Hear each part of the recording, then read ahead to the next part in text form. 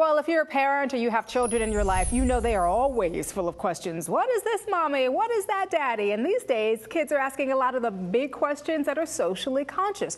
What does it mean to be green? What does it mean to be global? Well, my next guest has answered those questions with a series of books called What Does It Mean to Be? Rana DiOrio joins us this morning as part of our book author series to talk about this. Rana, good morning to you. Good morning, Danielle. Some pretty heady questions. I mean, what does it mean to be global? What does it mean to be green? What does it mean to be present? Pretty heady stuff for kids, but these are the questions they're asking. Exactly. They're the topics that are challenging and timely and for which there's really no other material available. So we took it upon ourselves to create these books. So they were really meant then to be springboards to having really meaningful conversations, right, with your kids. Right. We view these books as the catalyst that starts that conversation between a parent and a child, or a teacher and a student. Mm-hmm. Walk me through these books. Let's start off with what does it mean to be green? I have to tell you, my kids shamed us into recycling because, Mommy, when are you going to get your recycling bin? We have to be green. And this is, they're 7 years old talking about recycling. I found myself telling my children to shut off the lights and turn off the water and wear their pajamas a second time. But they didn't have any context for it. These are unrelated tasks in their mind. So I developed this book to create that construct so they understood what being green actually meant and why it was important.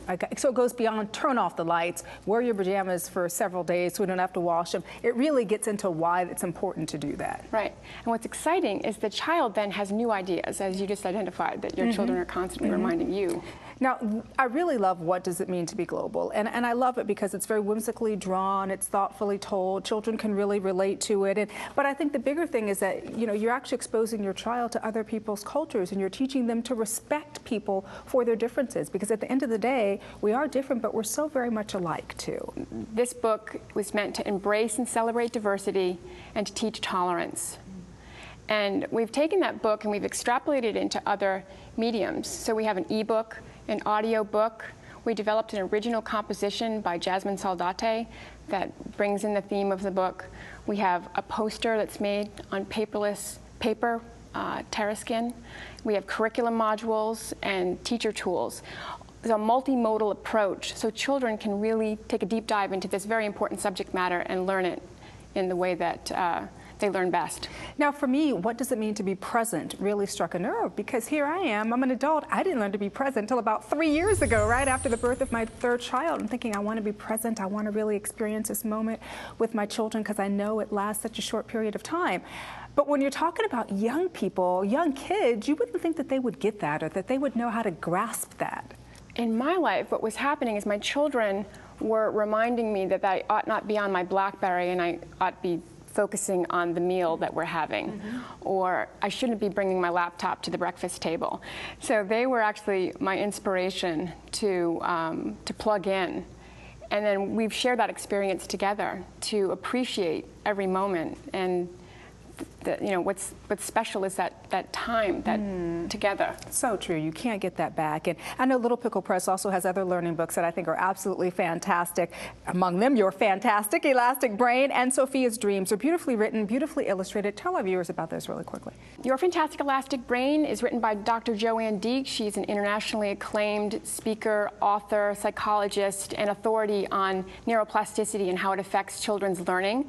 She's historically written only for adults, but I encouraged her to write this book for children. The book explains to children that they have the capacity to actually grow their brains, and that mistakes are a very important part of learning. Sure. Sophia's Dream was written by Land Wilson after he interviewed Apollo astronauts. That was his inspiration.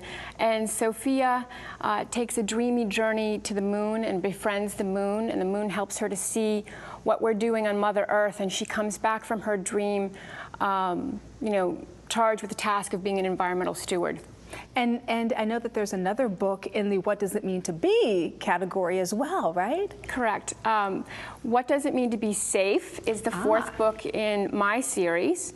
And I think it's an extremely timely and important book. It addresses physical safety, political safety, cyber safety, social safety, among other facets of safety. And I think it's going to resonate with a broad audience. Well, I tell you, what a great idea. The fact that there was nothing else out there like this is really interesting. And the fact that you knew that and said, let me write these books.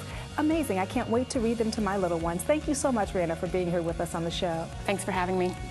And for more information on Rana or the books, please visit the website littlepicklepress.com.